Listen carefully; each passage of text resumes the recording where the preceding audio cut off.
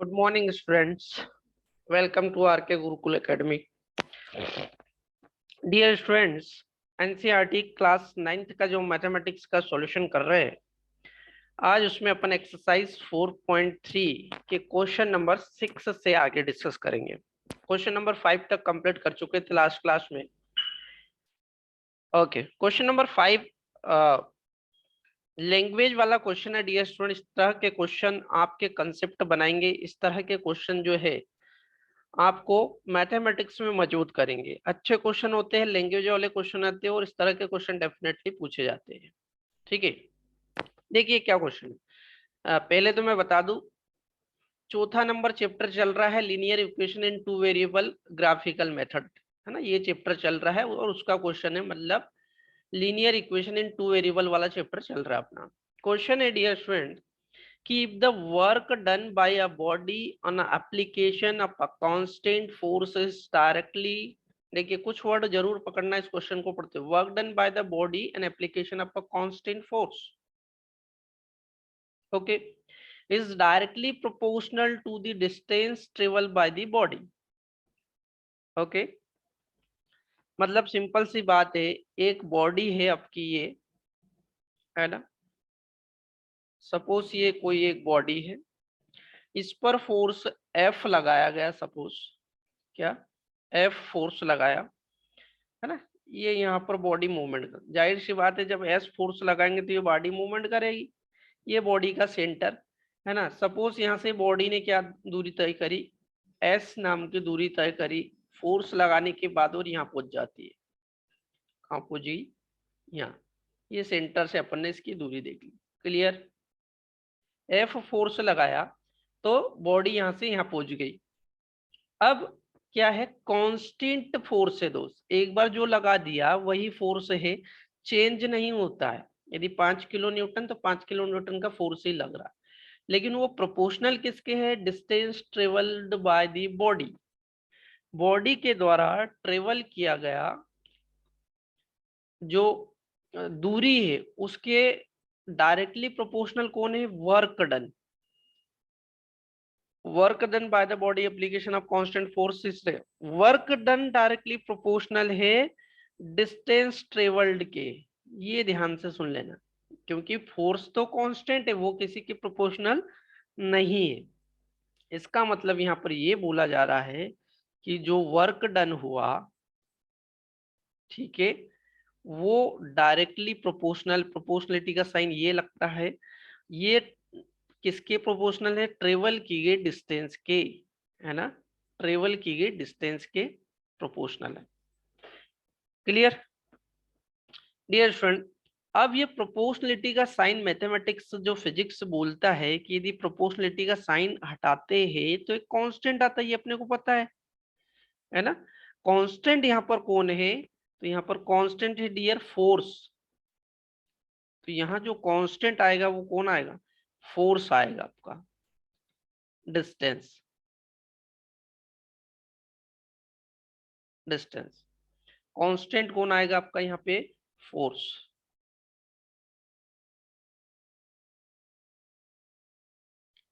ठीक है, तो ये जो फोर्स है ये कांस्टेंट है यहाँ पे। इतना क्वेश्चन ये है। आगे देखिए, express these in the form of in equation in two variable, इसको एक टू वेरिएबल की इक्वेशन में फॉर्म करिए, है ना। आगे की लाइन लिखिए कि इसको टू वेरिएबल की इक्वेशन के फॉर्म में बनाइए। तो भैया वर्क डन को मैं क्या कर दूं? यदि कैपिटल डब्ल्यू से शो कर दूं, है ना, फोर्स को यदि मैं कैपिटल एस से डिनोट कर दूं, और डिस्टेंस को क्या कर दूं? एस से डिनोट कर दूं, तो भैया दो, एक एफ तो यहाँ पर कांस्टेंट हो गया और दो वेरिएबल हो गए ना, डब्ल्यू और एस। डब्ल्यू और एस क्या हो गया? वेरिएबल। तो ये एक लीनियर इक्वेशन का फॉर्म भी बन जाएगा, दो वेरिएबल के फॉर्म में। ये एक लीनियर इक्वेशन का फॉर्म भी बन जाएगा। क्लियर है? तो ये अपन ने एक्सप्रेस कर दिया। एंड आगे लिखा, and draw the graph of the same by taking the constant force as 5 unit, है ना। कांस्टेंट फोर्स की वैल्यू 5 यूनिट लेते हुए एक ग्राफ भी खींचिए। ठीक है, तो चले आगे इक्वेशन में क्या चेंज आ गया, ये डब्ल्यू डब्ल्यू रह गया और ये एफ की जगह पर डियर 5 आ गया, क्योंकि बोला ना उसने कांस्टेंट फोर्स की वैल्यू कितनी लीजिए 5। अब तो ये पूरी तरह से एक linear equation in two variable बन गई, क्योंकि ये कांस्टेंट भी आ गया आपका 5। पहले तो अपने को एफ पता नहीं था, अननोन था, तो 3 वेरिएबल दिख रहे थे, लेकिन यहाँ पर 5 रखते ही एक कांस्टेंट हो गया फिक्स।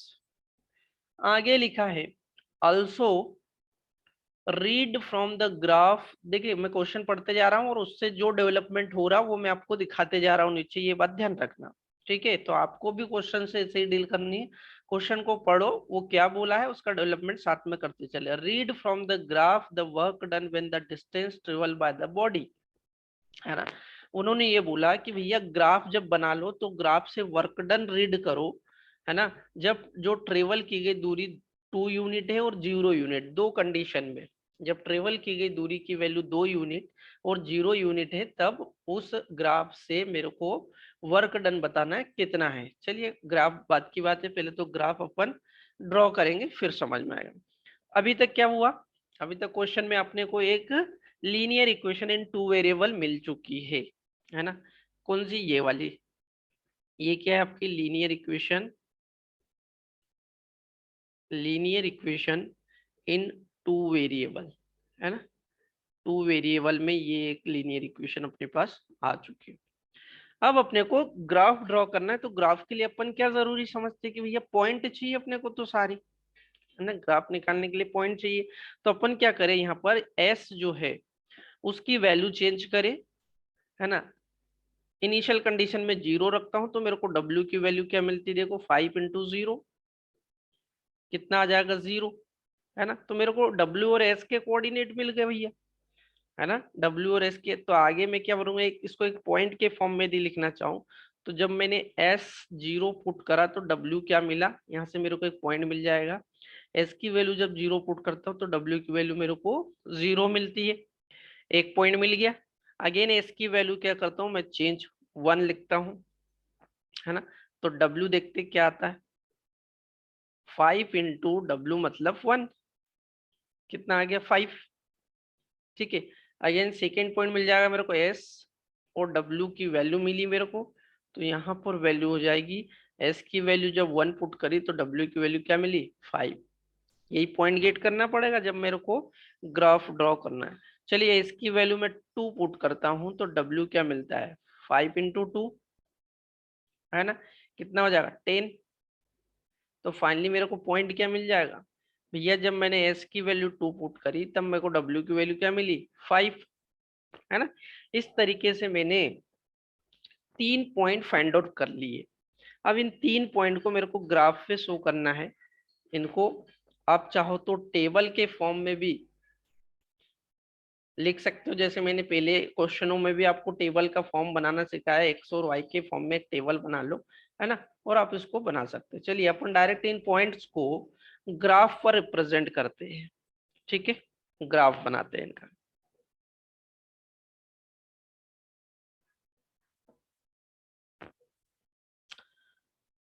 ओके,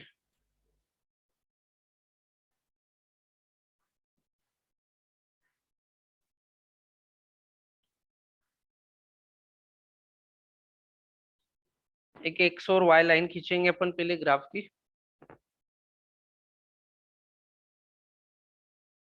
पॉइंट को देखते हुए ग्राफ बनाया करो हमेशा, जगह जो आपका स्पेस है वो पूरी तरह इस्तेमाल होना चाहिए। देखिए ये आ गई आपकी एक लाइन, और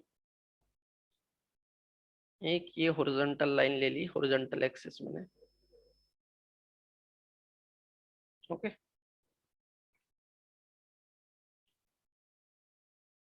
ओके, इसको मिला दिया। ठीक, नंबरिंग करी मैंने, तो ये तो हो गया आपका 0, कलर चेंज कर देते हैं। देखिए ये हो गया आपका 0, इधर चले 1, वाई एक्सिस पर 2, क्योंकि वाई एक्सिस पे मैंने सबसे जो ज्यादा पॉइंट देखा, ये एक्चुअल में 10 है ना। ये जो है अब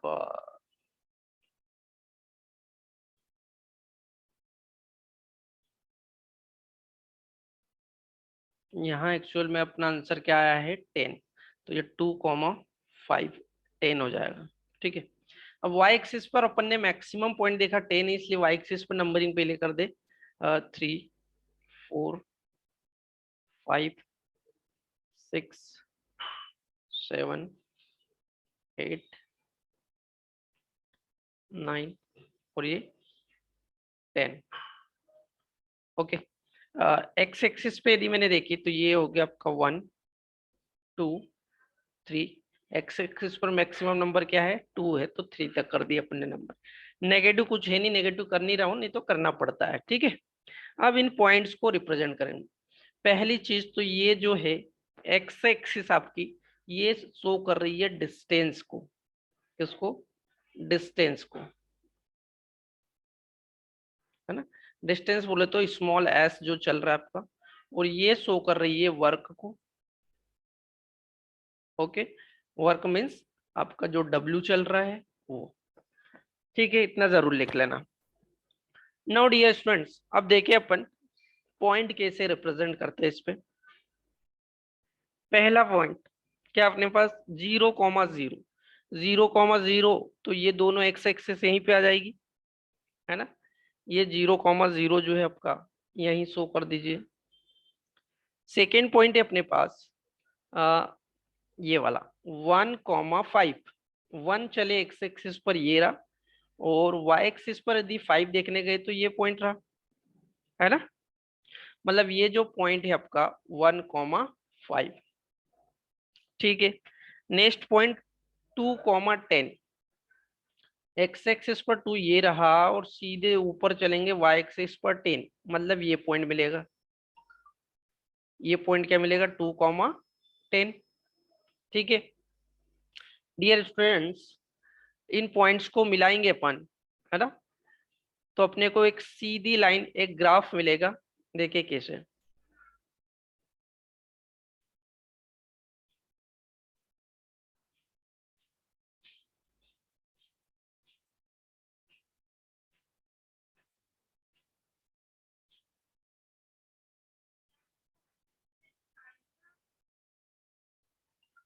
इन पॉइंट्स को मैंने ऐसे मिलाना स्टार्ट करा।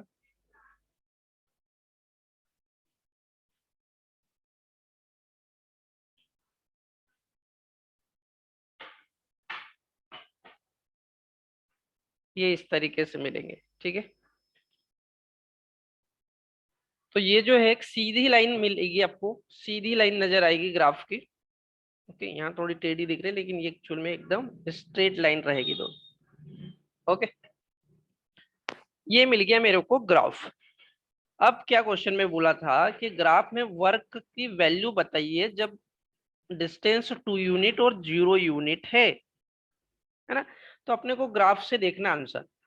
थोड़ा सा ये पार्ट में रिमूव कर रहा हूँ, ध्यान रहे आपको, ये नीचे वाला पॉइंट वाला। ठीक है, और यहाँ पर आपको आंसर लिखना है, कैसे मैं बताता हूँ। चलो, ग्राफ में जब डिस्टेंस बोल रहा है 0, डिस्टेंस 0 मतलब एस की दूरी 0 ये रही, तब वर्क डन भी तो 0 है डियर, है ना। व्हेन, यहाँ लिखेंगे व्हेन, है ना।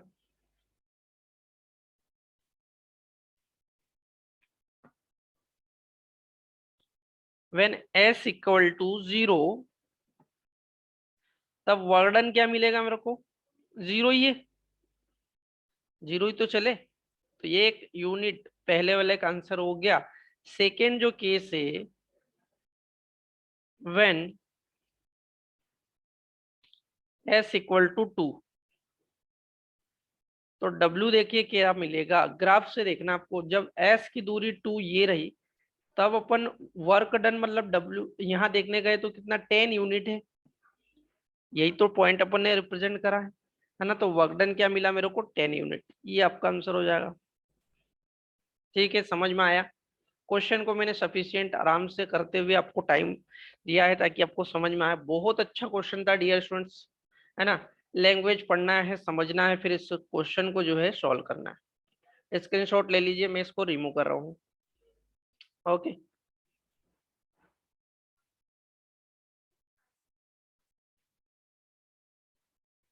तो ग्राफिकल मेथड, इतने ज्यादा क्वेश्चन कर लिए हैं, इतनी एक्सरसाइज अपन ने कर लिए, आपके कंसेप्ट ग्राफिकल मेथड में बहुत अच्छे से बन जाना चाहिए। ठीक है,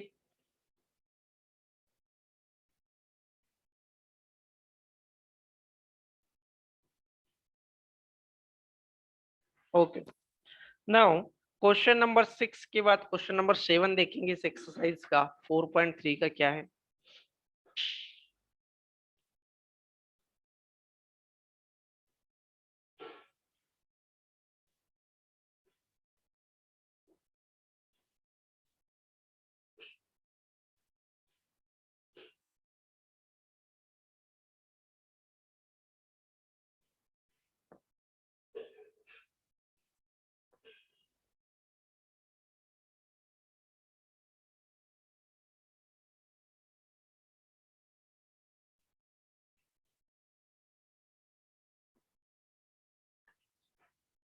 देखिए स्टूडेंट, ये है क्वेश्चन नंबर 7। क्वेश्चन नंबर 7 भी अच्छा है, ध्यान से पढ़िए, लैंग्वेज वाला क्वेश्चन है। पहले आपको इस लैंग्वेज को पढ़कर जो है 2 वेरिएबल में इक्वेशन ड्रॉ करनी रहेगी, उसके बाद उसका ग्राफ बनाना रहेगा इस क्वेश्चन में। ओके, क्वेश्चन है, Yamini Yamini and Fatima, 2 student of class 10th of a school, together contribute 100 towards the Prime Minister Relief Fund.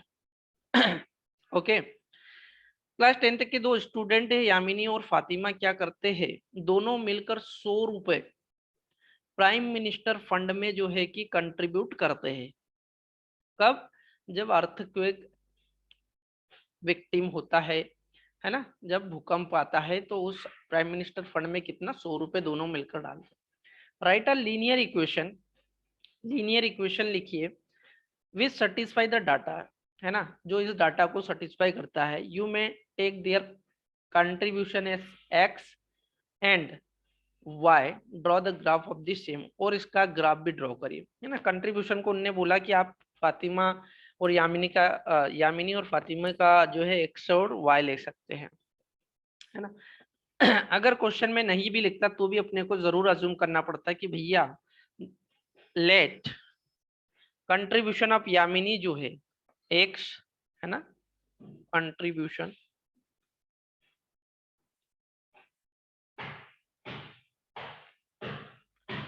Of Yamini, Yamini का कंट्रीब्यूशन माना कि क्या है, ₹6, है ना, और कंट्रीब्यूशन ऑफ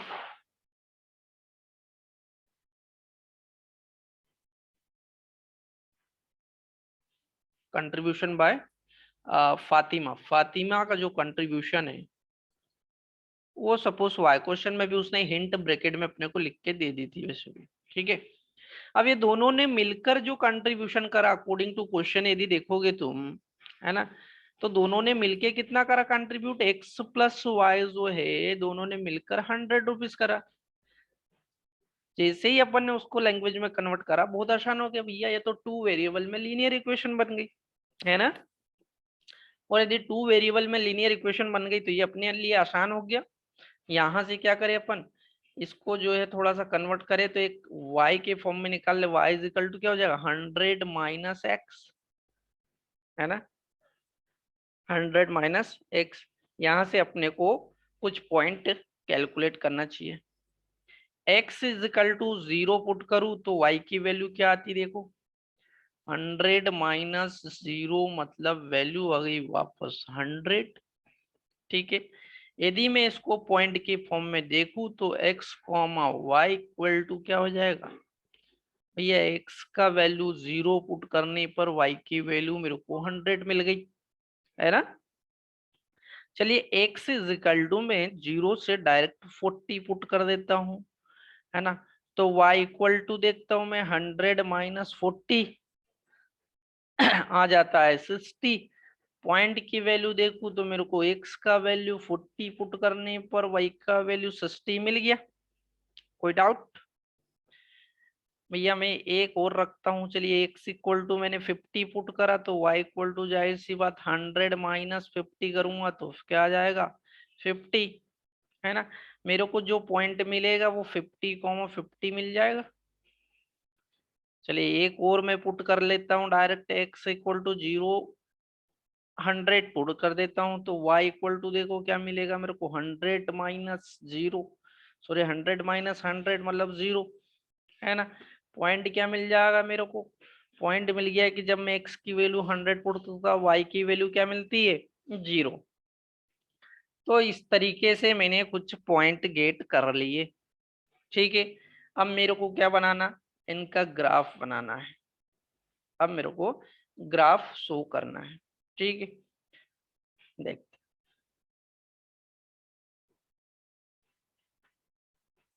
ग्राफ बनाते रहिए।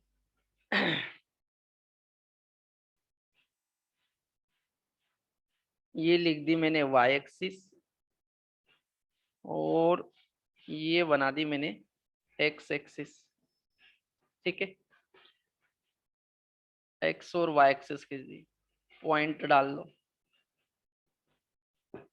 देखिए मैक्सिमम पॉइंट देख लीजिए पहले, जो है कि 100 है, और जो है कि सारे पॉइंट जो है 40 60 50 ये 10 के मल्टीपल में, तो अपन 0 10 20 का गैप रखेंगे, ये तो क्लियर है, ठीक है।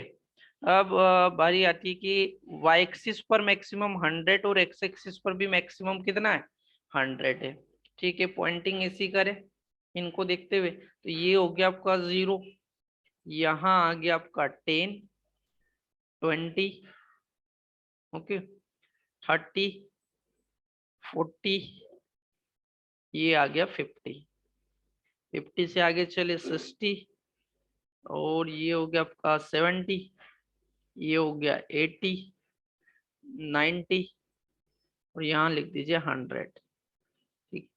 ये आपकी एक्स एक्सिस से ध्यान रहे, ऊपर की तरफ ये आपकी वाई एक्सिस है, ठीक है। नंबरिंग करी दीज 10 20 30 40, ये हो गया आपका 50 60 70 80 90, और ये 100, क्लियर। पॉइंट रिप्रेजेंट करना, पहला है 0,100, है ना, 0,100, एक्स एक्सिस पर 0 ये रहा, वाई एक्सिस पर 100 मतलब ये पॉइंट की बात कर रहा है, इस पॉइंट की। तो ये कौन सा पॉइंट रिप्रेजेंट कर रहा है भैया 0,100, मैंने ये यहाँ शो कर दिया इसको, है ना। सेकेंड पॉइंट देखिए ये हो गया कंप्लीट। सेकेंड है 40 60, 40 चले तो यहाँ, और 60 ऊपर चले तो ये पॉइंट आ गया 40 60 20, इस पॉइंट का नाम क्या हो गया 40 60, क्लियर। इस पॉइंट का नाम हो गया 40 60। फिर 50 50, एक्स एक्सिस पर 50 और वाई एक्सिस पर ये रहा 50, इसका नाम क्या हो गया 50 50। एक और पॉइंट देखिए 100,0, 100 बोलते एक्स एक्सिस पर ये और वाई एक्सिस पर 0 ये, मतलब इसी पॉइंट की चर्चा चल रही है, इसका नाम क्या रख दे 100,0। दिख रहा है सबको। माय डियर स्टूडेंट, इन पॉइंट को एक स्ट्रेट लाइन से अपन क्या कर दे मिला दे, देखते क्या मिलता है, सीधा कर्व मिलेगा।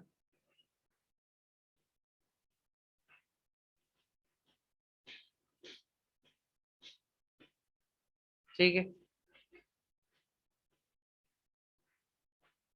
ये आपको कर्व दिख रहा होगा, तो ये जो पॉइंट है आपके, ये पॉइंट भी इसी स्ट्रेट लाइन पर मिलेंगे, ठीक है। क्या मिल गया, अपने को केवल एक ग्राफ ड्रॉ करना था, इन पॉइंट्स को लेके कोई वैल्यू फाइंड आउट नहीं करनी। तो क्वेश्चन नंबर 7 आपका कंप्लीट होता है, स्क्रीनशॉट लेना तो ले लीजिए, मैं इसको रिमूव कर रहा हूँ। ओके, चल, क्वेश्चन नंबर 7 इज कंप्लीट। देखते हैं इस एक्सरसाइज का अगला क्वेश्चन।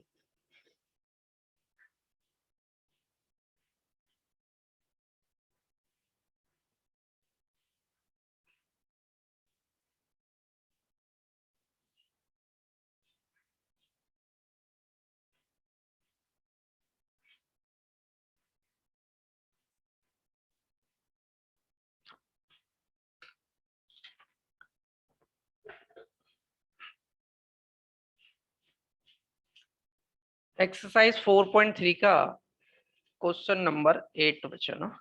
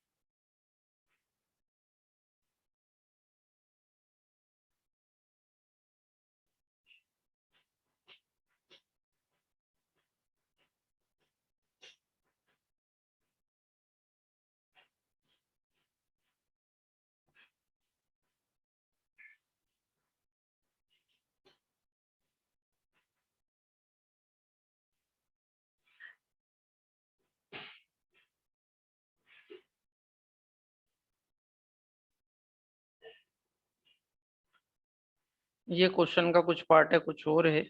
मैं लिख-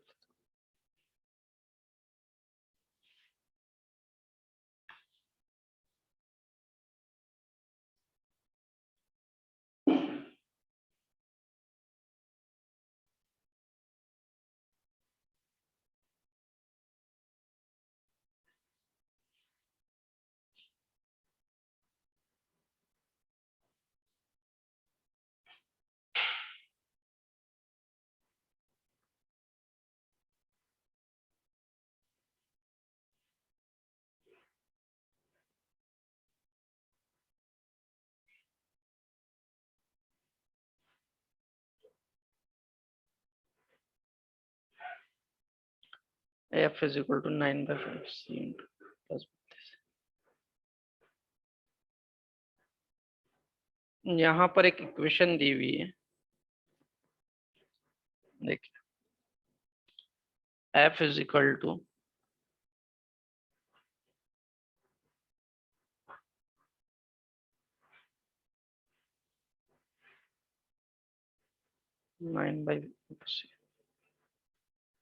9/5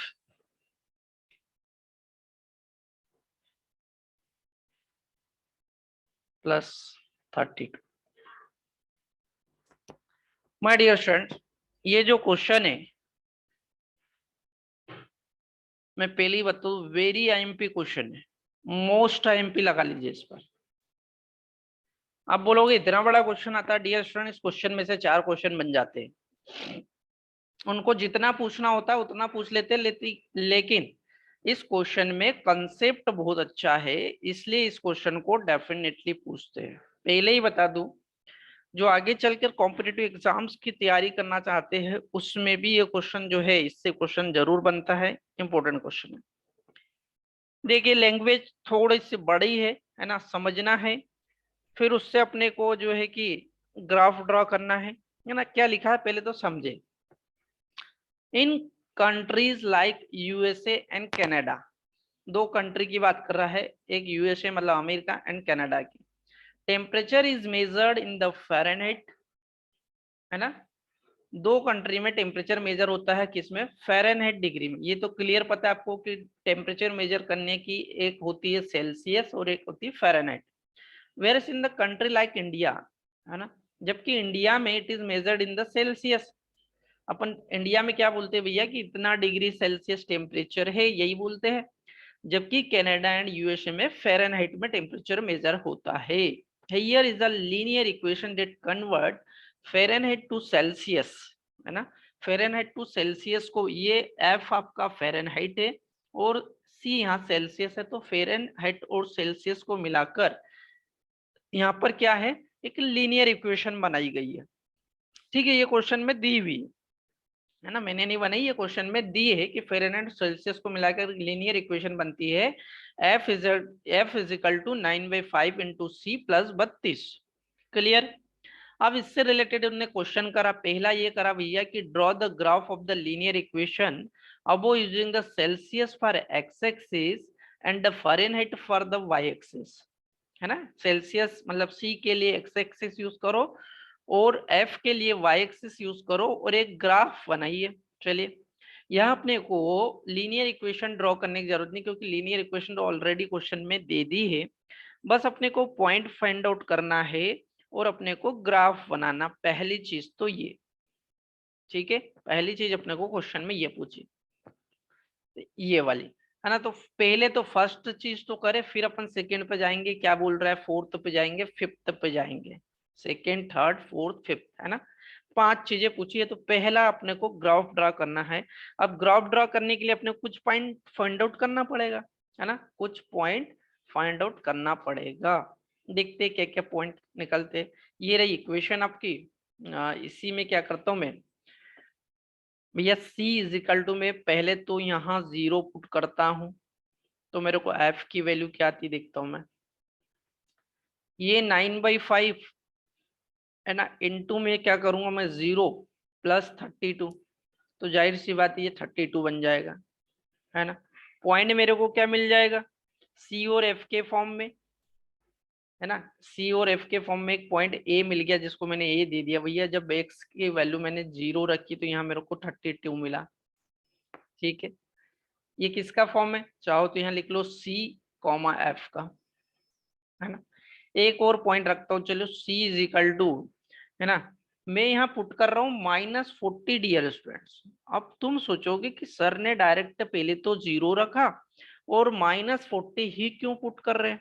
डियर स्टूडेंट्स, इस पॉइंट को रखने का एक अलग रीजन है, मैं आपको कुछ प्रूफ करके भी आगे बताऊंगा कि -40 का क्या इंपॉर्टेंट है, इसलिए मैं डायरेक्ट ये पॉइंट रख रहा हूँ, दोनों चीजें एक साथ हो जाएगी। चलिए पुट करते हैं, ये है 9/5, है ना, और यहाँ पर रख दीजिए -45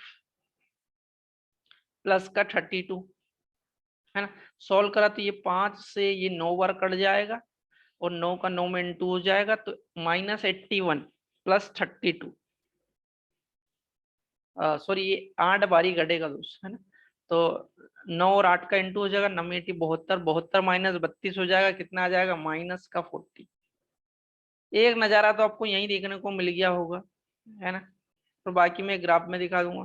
भैया मैंने जब c की वैल्यू -40 रखी, तो ऐसा केस पहली बार आया कि जो c की वैल्यू रखी किसी इक्वेशन में, तो वही वैल्यू f की आ गई, या x और y की। कहने का मतलब -40 और -40, ये इसलिए मैंने इस वैल्यू को रखा था। मैं तो जानता था आपको बताना था, इसलिए मैंने ये वैल्यू रखी। देखो, कहने का मतलब ये है कि c और f दोनों बराबर है, c और f दोनों बराबर है, मतलब सेल्सियस और फ़ारेनहाइट।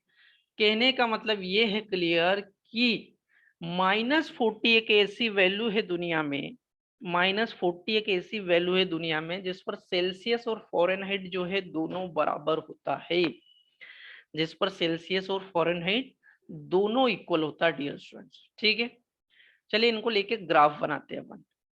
ओके, इन इक्वेशन को लेके ग्राफ खींचते हैं, इन पॉइंट्स को लेके ग्राफ बनाते। ग्राफ में मैक्सिमम वैल्यू देख लीजिए 40 और 32 है, इतना तो क्लियर है ना। तो अपन इस तरीके से ग्राफ बनाए, ये लिख दी मैंने, एक सेंटर में लाइन खींच दी नीचे तक, ठीक है, और यहां से एक लाइन मैंने ऐसी खींच दी। ओके, चलिए पॉइंटिंग किस तरीके से करते देखो। अपने पास पहले वैल्यू देख लीजिए, क्या है, 32 है, ये रही 32 और 40। अब 32 और 40 देखे तो 8 का प्रोडक्ट होता है ना, 8 चौक 32, 8 पंजे 40, है ना। 8 का, तो इसको अपन 8 के प्रोडक्ट में मतलब जो फैक्टर करे, नंबरिंग करे 0, ठीक है, और यहाँ पर करे अपन इसको, चलो ऐसा करो, ये 0, यहाँ करूँ मैं डायरेक्ट 8, कोई दिक्कत है क्या, है ना। ये जो है आपकी, ये C मतलब सेल्सियस को शो कर रही है और ये F मतलब फ़ारेनहाइट को शो कर रही है। ये क्लियर रखना। ये 16 है ना। इसी तरीके से ऊपर करूंगा मैं तो ये हो गया 8, भैया ये हो गया 16, 16 है ना। ये हो गया 24 और ये हो गया 32। यहीं तक जरूरत है मैक्स मेरे को, है ना। ये वाई एक्सिस है तुम्हारी ना, और ये जो है तुम्हारी एक्स एक्सिस थी, जिसको मैं सी में डिनोट कर रहा हूँ। क्लियर। नीचे की तरफ हम यहां से चले तो ये 8 माइनस का, ये माइनस का 16, ये माइनस का 24, ये माइनस का 32 और ये माइनस का 36 और ये माइनस का 40। यही पॉइंट मिलेगा मेरे को, ठीक है। इधर चले नेगेटिव वैल्यू देखी तो ये माइनस का 8, ये माइनस का 16, ये माइनस का 24 है ना। ये इधर ये वैल्यू मिल जाए, ठीक। 24 के बाद आगे चले तो ये माइनस का 32, ये माइनस का हो गया 36 और ये माइनस का 40। ये पॉइंट इधर शो कर। अब देखिए इन पॉइंट्स को अपन पॉइंट गेट करते, पहले जो 2 पॉइंट मैंने केवल निकाले वही वाले, ठीक है। पहला पॉइंट क्या है भैया, पहला पॉइंट है 0 32 0, मतलब इधर देखू मैं एक्स एक्सिस पर ये रहा और वाई एक्सिस पर प्लस का 32, ये पॉइंट की बात कर रहा हूं मैं, है ना। तो ये पॉइंट को रिप्रेजेंट कर देंगे 0,32। दूसरा -40 एक्स एक्सिस पर -40 ये रहा, और वाई एक्सिस पर यदि मैं नीचे की तरफ चलूंगा तो देखो ये रहा -40, ये आ गया, है ना। इस पॉइंट की बात कर रहा हूँ मैं -40। मतलब ये वाला पॉइंट क्या रिप्रेजेंट कर रहा है आपको, ये कर रहा है -40 कॉमा -40 को, है ना। -40 कॉमा -40। क्या करें, इन पॉइंट को एक स्ट्रेट लाइन से मिला दो, ये पॉइंट को इससे मिला दो, ओके। यहां से पकड़ा इस पॉइंट को, ये स्ट्रेट लाइन से मिला दिया, ठीक है। तो ये मिल गया आपको ग्राफ इसका, एक स्ट्रेट लाइन से मिलाया। पहला जो पॉइंट पूछा था draw the graph of a linear equation, linear equation का अपने को क्या करना था, ग्राफ ड्रॉ करना था, जो मैंने कर दिया, जो मैंने कर दिया, ठीक है। सेकेंड पार्ट क्या पूछा देखिए इसमें, नो, सेकेंड पार्ट क्या पूछा है ये वाला, if the temperature is 30 degree what is the temperature in the Fahrenheit, है ना।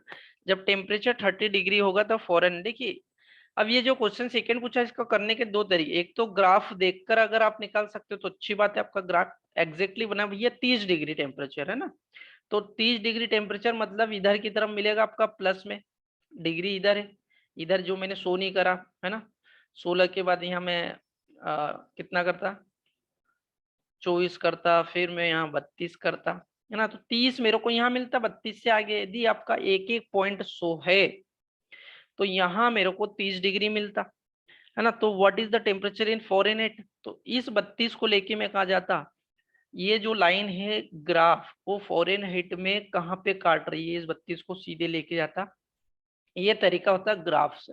लेकिन चूंकि अपने पास एफ और सी में एक इक्वेशन अवेलेबल है तो अपन उस इक्वेशन से कैलकुलेट काहे नहीं कर ले, है ना। भैया अपने को सी की वैल्यू दी है 30, तो अपन सी की वैल्यू 30 रखे और फॉरेनहाइट में अपने को आंसर मिल जाएगा, ठीक है। क्लियर। चलिए मैं इसको थोड़ा सा रिमूव कर रहा हूँ और एक एक वैल्यू को, ये ग्राफ को हटा दे रहा हूँ, चलिए।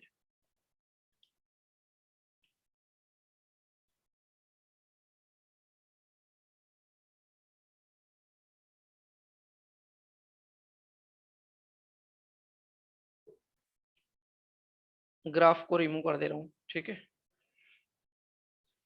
तो माय डियर स्टूडेंट, ग्राफ आपको समझ में आया किस तरीके से मैंने इसका ग्राफ ड्रॉ करा है ना। आपको भी इसी तरह से स्पेस भी आपकी कॉपी में मैनेज करके सारी चीजों को करके दिखाना उसको।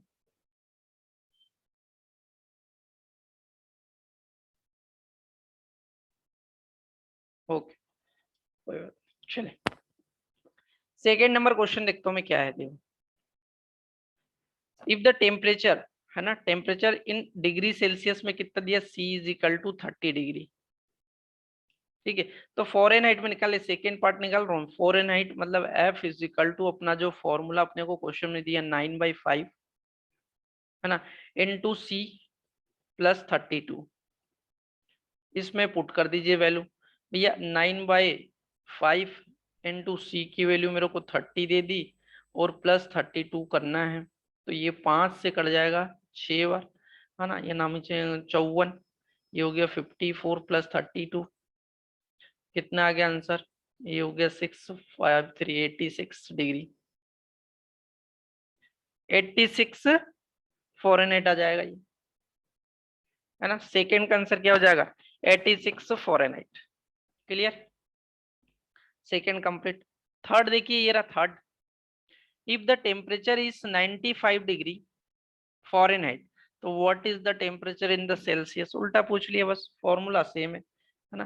तो थर्ड पार्ट देख लीजिए भैया। थर्ड अपने को यदि उनने एफ की वैल्यू कितनी दी है, 95 डिग्री फॉरेनहाइट, है ना। और अपने को क्या पूछा, सी का वैल्यू पूछ लिया उनने। कोई नहीं, अपने पास इक्वेशन है। अपन equation F is equal to 9/5 है ना इंटू सी प्लस 32 है ना। एफ की वैल्यू मैंने क्या पूरी 95 पुट कर दी, इक्वल टू 9/5 इंटू सी मेरे को निकालना है प्लस 32। तो पहले क्या करूँ, इस 9/5 को इधर बचा लिया और 95 माइनस है ना, इंटू में सी भी है, 95 माइनस 32 कर दीजिए, कितना आ गया, ये आ गया 3, 9 में से 3 गई 6, 63 आ गया। अब क्या करें, C इज इक्वल टू 63 और 9/5 नीचे जाएगा तो ये 5/9 बन जाएगा, है ना। ये 9 से 7 बार कट जाएगा, तो C इज इक्वल टू आ जाएगा 35 डिग्री। ये आपका थर्ड का आंसर हो जाएगा। ठीक है, थर्ड का आंसर क्या हो गया आपका 35 डिग्री। ऊपर वाला रिमूव कर रहा हूँ, नोट डाउन कर लिया हो तो।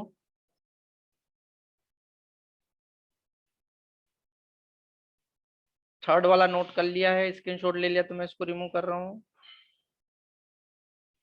ओके,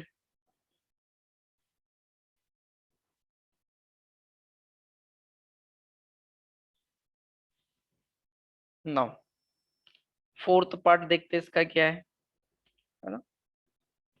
फोर्थ पार्ट ये रहा, if the temperature is 0 degree Celsius, so what is the temperature in the Fahrenheit and if the temperature is 0 Fahrenheit, what is the temperature in Celsius। मतलब एक बार C की value 0 रखनी है और F की value निकालनी है, फिर एक बार F की वैल्यू 0 रखनी है और एक बार C की वैल्यू निकालनी है। क्लियर है। फोर्थ नंबर जो इसका कि भैया इफ पूछा कि C इक्वल टू यदि 0, तो मेरे को F का वैल्यू बताइए, है ना। तो अपन इक्वेशन अपने पास क्या है, F is equal to 9/5 into C plus 32। ठीक है, C की वैल्यू 0 पुट करते हैं इसमें, तो 9/5 इंटू 0 प्लस 32, आंसर क्या बचा 32।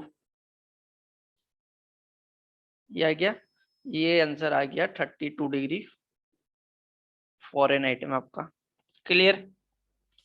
इसी का सेकेंड केस की इफ है ना, सेकेंड केस क्या बोला भैया कि यदि F की वैल्यू 0 हो जाए, तो मेरे को C का वैल्यू बताइए, ये भी अपन निकाल देंगे।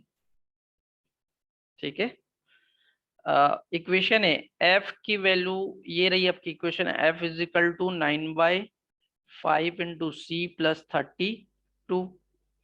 यहाँ पर इक्वल टू F की वैल्यू 0 पुट करी और बचा इधर 9/5 इंटू सी प्लस 32। अगली स्टेप में क्या होगा, भैया ये 9/5 सी रह गया और ये 32 इधर गया तो माइनस का बन गया, है ना। नेक्स्ट स्टेप में सी आपका कैलकुलेट हो जाएगा, ये माइनस का 32 इंटू 9/5 अपॉन में जाएगा तो 5/9 बन जाएगा।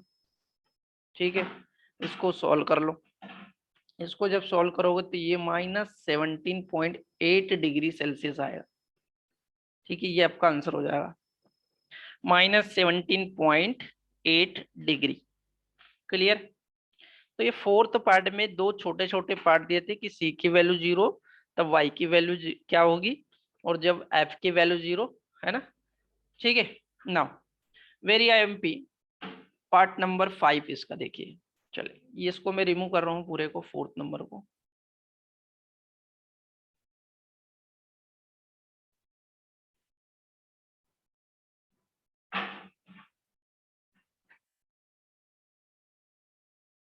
Okay, part number 5